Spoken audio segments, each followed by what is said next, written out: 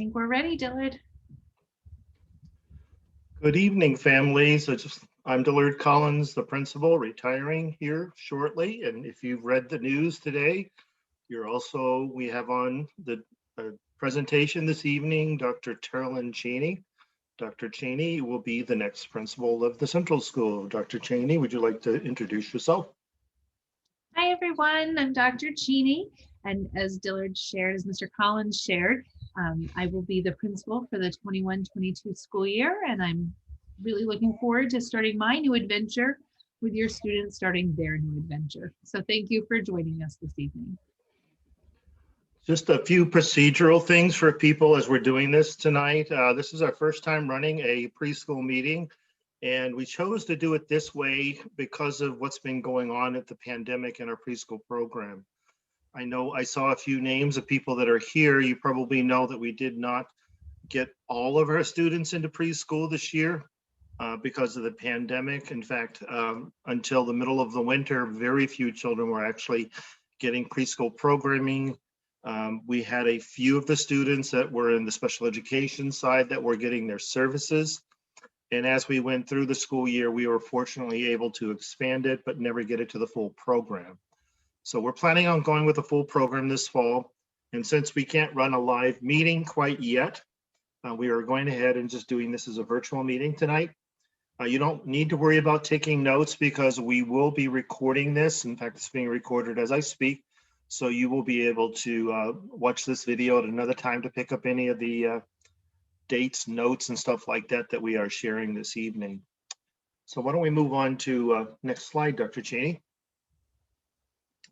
So our mission statement is here. The Hampstead School District has a great history of providing those challenging educational experiences that prepare our students for the individual potential in a changing world. And I've seen this mission statement in my 40 years in Hampstead and seen it look in a variety of ways, but I can say it's a very successful school district in many ways. And I've seen it with multiple generations of families, and I'm looking forward to Dr. Cheney spending a few generations in Hampstead as well. Our next slide is actually the mission statement about the Hampstead Central School. It is an early elementary school. Many of you probably know it starts with our preschool program and runs all the way through grade 4. Then we send our students off to Hampstead Middle School, and both of the schools are award-winning schools in many different ways. And then they head off to Pinkerton Academy, which is one of the largest schools in all of New England, but it's also one of the most highly thought of schools in the region as well. If you take a look at Central School, we're trying to create that school culture that fosters the love of learning through a collaborative academic and integrated arts.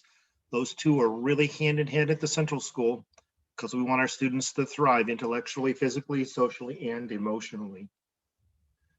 So here's the program this evening. I'm just sort of trying to kick it off a little bit, and then I'm going to explain a little bit about the program's options. Dr. Cheney is going to be doing some stuff about what happens with the child while they're in our preschool program.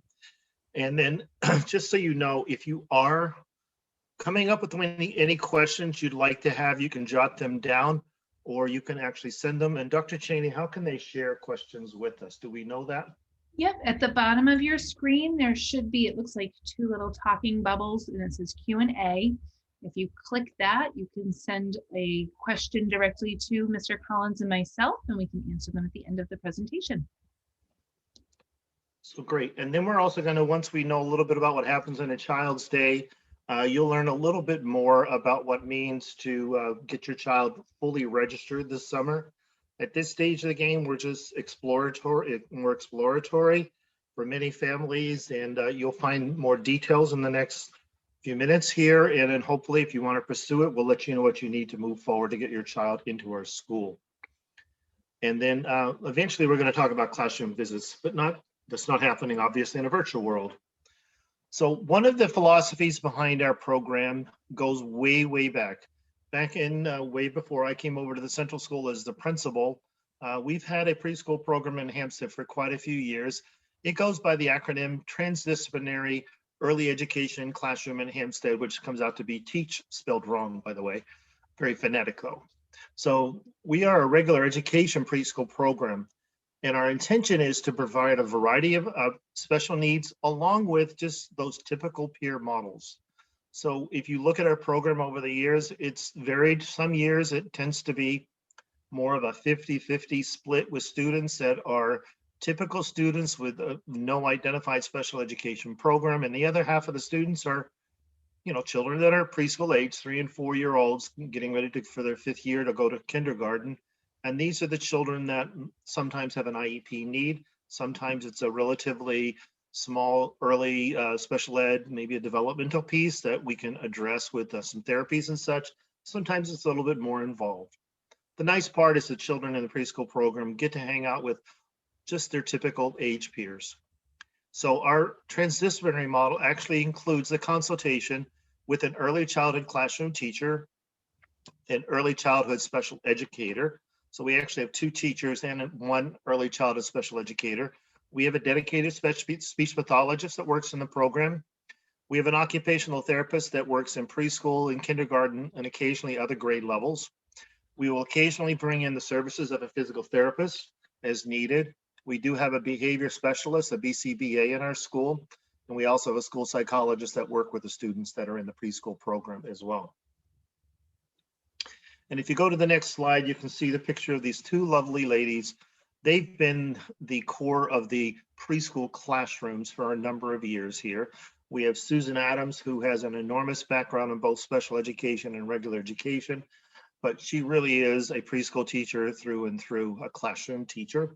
And right next to her is Joanne Mahoney, that has a diverse background working with children of a variety of needs as well. But just like Mrs. Adams, her passion is to be a classroom teacher. So we have these 2 preschool teachers, and we typically will go up to no more than 15 children in a classroom group. The reality is that we try to keep a very close watch on the numbers of students in those rooms, involving the total population as well as the special needs that would exist within the room, because sometimes that throws 2 or 3 extra adults in the room to support the other children that have their needs. So we actually have 2 morning groups. Mrs. Mahoney teaches 5 mornings a week, and so does Mrs. Adams. She does 4 days a week. And both of our morning classes have a blend of 3 and 4 year old students. A 3-year-old student would be a typical child that turns 3 after October 1st, or a 4-year-old that turns 4 afterwards. That means many of them turn 5 and towards the end of their preschool experience. So you'll see the preschool groups in the morning are kind of a multi-age, a couple of age levels. Now our afternoon groups are a little bit different. They tend to be smaller groups, and they're only 4 days a week and 3 days a week. The 4-day-a-week program is for 4-year-olds only, those children that turn 4 after the 1st of October. These are the children that are literally a year away from going into kindergarten. And then that is with Mrs. Mahoney. And Mrs. Adams runs a 3-year-old program. And that also tends to be the place when a child turns age 3 that needs special education services, they could enter that program at any time as soon as they turn 3. So if you have a 3-year-old that turns 3, let's say in the month of March, and we determine they have a need for special education, we can enroll them. But it would only be those young 3-year-olds that would come in because of special education. Most of the other children are just your typical 3-year-old child. Both of those afternoon groups, just by the nature of being in the afternoon and families' preferences, tend to be smaller groups. We could go to 15, but it's a rather rare event. So why don't we talk about a day in the life of a preschooler? And Dr. Cheney, you're on. Yeah, so when the preschoolers come in, they're greeted by those eager adults who are ready to welcome them into their environment. They often start with like a circle time. They have stories, songs, lots of language and conversation and those concept development. In preschool, they also have centers. The centers focus on early reading, writing, math, as well as motor and sensory activities. They really look at the whole child when they're developing their centers and supporting them in their full child development. They have a snack time, which is important in preschool, not only for the sustenance, but also for the opportunity for kids to practice their conversational skills and to build their oral language. That's often followed by a free choice time. And most days in preschool also include some outdoor time. We even have a special play structure that's just the right size for our 3, 4, and 5-year-old preschoolers. And so we often get a lot of questions from parents saying, how can I help? What do I need to do? So we always talk with parents about you can support your child with different social skills, teaching them these ideas like hands to yourself, how to take turns, not grabbing things from another person, which is challenging at this age, but something that you can start reinforcing at home once they're in school and before. Sharing supplies, listening to others, and showing respect. There are different self-help skills you can help with as well, like zipper skills, nose blowing, hand washing, which is always important, but even more so nowadays. Bathroom procedures and how to recognize their things. Often teachers will hold up a pair of boots or a coat. Whose is this? And it's helpful if they know, oh, mine's the purple one. You can also get your kids ready for that early reading stuff. And the biggest thing I say parents can do for their child is to read to their child. It makes a world of difference. Also have conversations with your child. What's happening in the story? What's just happening as you're walking around town or in the grocery store or at the park? Encourage your child to make predictions in stories and, if I blow this bubble, what might happen? Oh, it might float up to the sky. It might pop on a rock. Start to make predictions in the real world and through story. And talk about the things you see. And then for number sense, lots of counting. Young children love to count. They love to count to how big they are. They love to count things that are as many as they are. If I'm 3, I want to find everything I can find that's 3. So that's a fun way to work with your child as well. And so a little advice, this is hard oftentimes for families. Their baby is coming to school and it's a big school. But we encourage you to make this transition a fun and exciting experience. Because if you're looking forward to it, your child will too. They pick up on our vibes, as I'm sure you're well aware. Do your best to save your tears for when your child is out of sight. Usually if you drop them off, once you go around that corner, you can have your moment. And because it's emotional when your little one comes to school.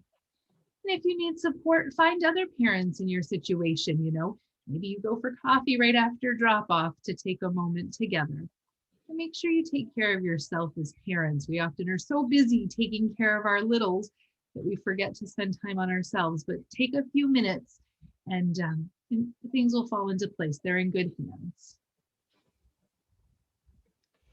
So let's talk about what's happening here. At this point in time, you've already submitted a form to let us know that you'd like to have your child in our preschool program.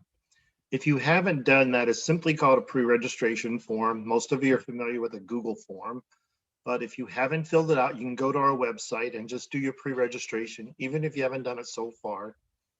And in there, you'll find a little bit more information about the timing of the program and all of that stuff. But just let us know if you would like, what particular program you would like to have. In July, Dr. Cheney and I'll be working together to prepare the information to send out to families so you can let us know where you want your child, in the AM or the PM. Frequently, we try to get these things established well in advance, particularly those students with special education services. And a lot of the special education services are necessary because we have to divvy out our resources. So some of you may say, I want my child in AM or I want my child in PM, but sometimes our special education team may call you and say, we really need to have your child in the afternoon or in the morning because that's when we have the particular service that fits your child's needs. As we get deeper into the summer, there are more students that tend to register. So if you get it squared away early in the summer and squared away in your session placement, the nice piece is you'll probably get what you want, or at least have a good idea of planning. But if you're one of the families that register a little bit later in the summer, you may have to fit into the slots that are available. And again, you'll have to be in touch with Dr. Cheney and our new assistant principal to figure out how they're going to go about doing that. So in July, you'll probably get something to confirm your AM or PM. We say mid-July, but all of our timeframes are way off. So don't be surprised if it comes a little bit later. And who knows, maybe Dr. Cheney will knock it off earlier. I don't know. And then in August, you'll get the letter to confirm it.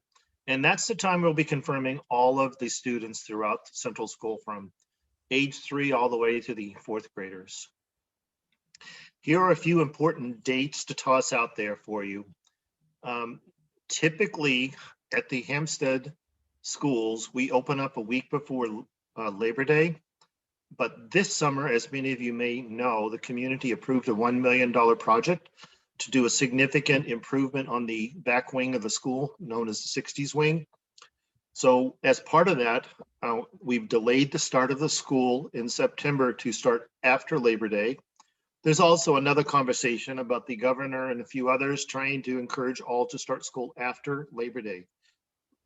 What that does mean is we start school a little bit later. Keep in mind, school will extend all the way through the middle of June next summer. So our intention is to start school right after Labor Day, but we always get the students and the families together the week before school begins for an open house. If we go with our past practice, we're hoping to run an open house on Wednesday, September the 1st in the afternoon from 4 to 6 p.m. And if all goes as planned, again, the middle school will probably do the same thing, except what we do is we stagger the two schools. So if you happen to be a family that has, say, a 3-year-old, a 9-year-old, and a 12-year-old, you can come over to the Central School and visit with your children's, your younger children, and head over to the middle school for their open house. So there's like a 4 to 7 p.m. span that these things tend to run that day. The younger students, we tend to get that done earlier. The older students, just a little bit later.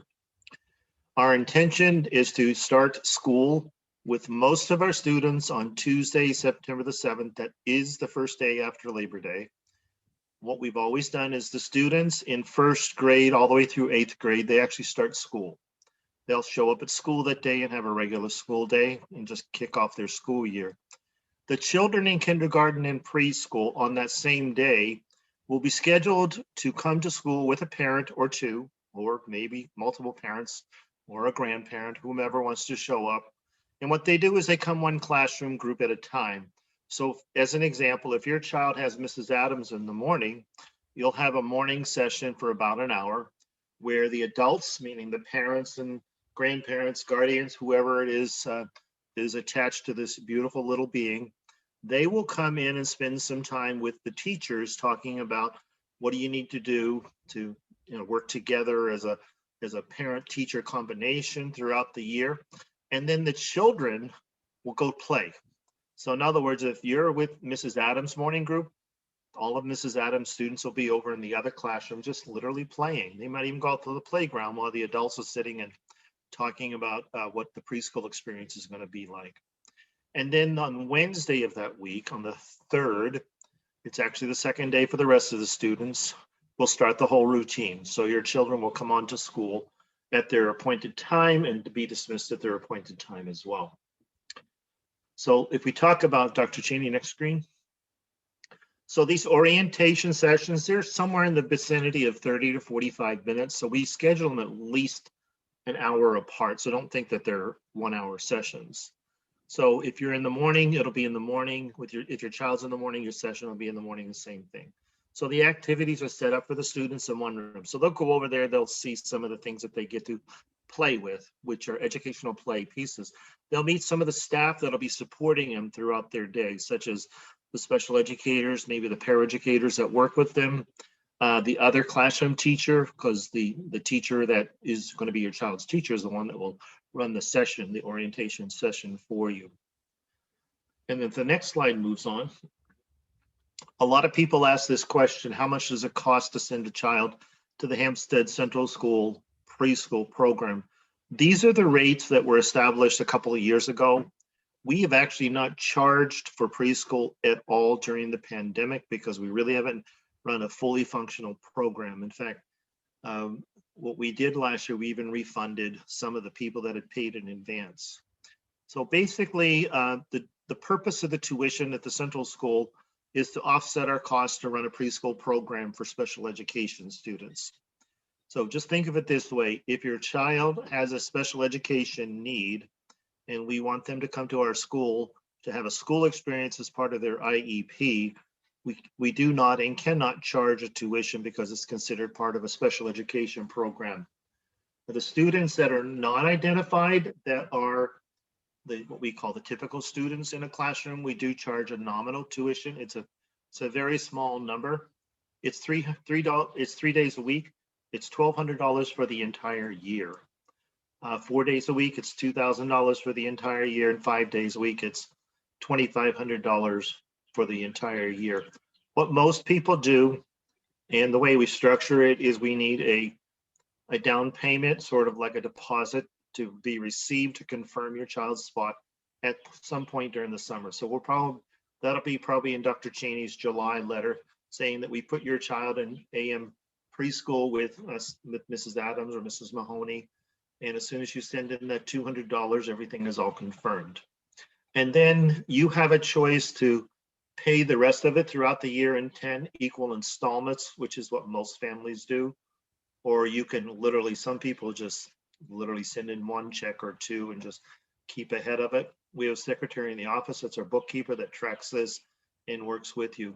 One thing that I want to point out that is a very significant and important piece here, if a family has a financial need, and especially during what's happened in the past year with COVID, with employment and family finances, if somebody has a need to ask for a tuition reduction, that is a possibility. And rather than have a public conversation about it, it's really more of a personal conversation. So what I would ask you to do is have a conversation with Dr. Cheney at some point in time in the month of July or August. If you want to find out more about how we go about doing that, you can just reach out to either she or I during the month of May or June. So the registration process, we're going to build off the information that you gave us in the Google Form. Some of you filled it out as early as January. Some of you filled it as recent as a few days ago. So we build off of that information, and then we'll be asking for more information from you, just more about the session. And you will be asked to go into a system to register your child. There are a few of you here that know that we've used a product over the years called SchoolMint. And if you registered your preschooler through SchoolMint, we probably don't have all the information in the right spot or all the adequate information. So we'll compare those two data banks and reach out and ask you to fill out the Google form if we don't have it. And then you'll be asked to provide additional information sometime between now and July. And at that point in time, when we ask you to go ahead and submit that, that documentation, what you will do at that point in time is just literally go into the new program and register your child. So if your child was registered previously under SchoolMint, you're going to have to go into this new program to provide the information. The merging of the two databases right now hasn't been fully defined in process, so you'll get a lot of explicit information on how to do that. The bottom line is you can do all of your registrations without even needing to walk to the central school. You can provide answers to all the questions through a whole series of documents. You can even snap a picture with a phone or scanner and send in things that are necessary for the school to have. It is necessary that we have the child's date of birth on a birth certificate, so you'll need to provide that. You do not need to provide proof of residency to be in our preschool program, because residency is not an expectation. Unless your child is going to be getting IEP-driven services, you will need to provide residency at that point in time. To be a student at our school, you will need to provide proof of some medical pieces, which means they have to have had a physical within the past year. And the other piece that's really important is immunizations. There are very specific rules on immunizations for a child to be at school. Most families are very diligent on getting their immunizations, and some families have certain medical or other reasons on immunizations. So we can work with you on that. Just you'll need to have a conversation with either the principal or Deb Houston, who was our school nurse. So Dr. Cheney, I think that brings us to the end of our presentation. Are there any questions that have come our way? There are no questions yet, but we can certainly hang on for a couple more minutes if folks do have questions. And again, as Mr. Collins shared, this has been recorded. We will post it to our website, so you can feel free to watch it again, or if somebody couldn't make it, they're welcome to attend virtually, and they can send us an email with any questions they might have. Dr. Cheney, can you pop up that last slide of our show, which actually shows a bunch of names and phone numbers that are in contact information? So Dr. Cheney? Yep, so this will give you the information about our school, where we're located, what our phone number is, and some of the people that you might need to be in contact with. You have Mr. Collins, myself, Mrs. Houston, our school nurse, as well as Mrs. Schofield, who's our administrative secretary. She often helps with enrollment and collecting all those documents that Mr. Collins mentioned a few minutes ago.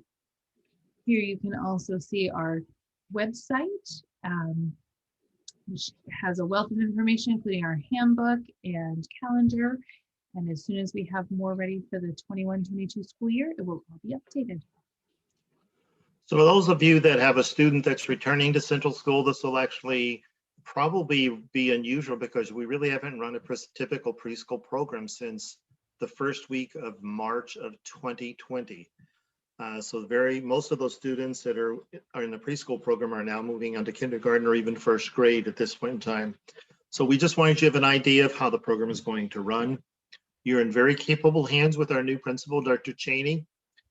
You probably also know that we have a new superintendent, Mr. Thompson, Bob Thompson. We've all been working together to try to get ready to reopen our schools with a lot of new structures this fall. So I wish you the best with your children at the Central School. And my only closing comment is if I was your music teacher or your principal over the years, welcome back. It's nice seeing you again at Central School. Feel free to reach out with an email or a phone call to any of us on this page, and we can help you through the next steps of the process. Thank you very much. Thank you.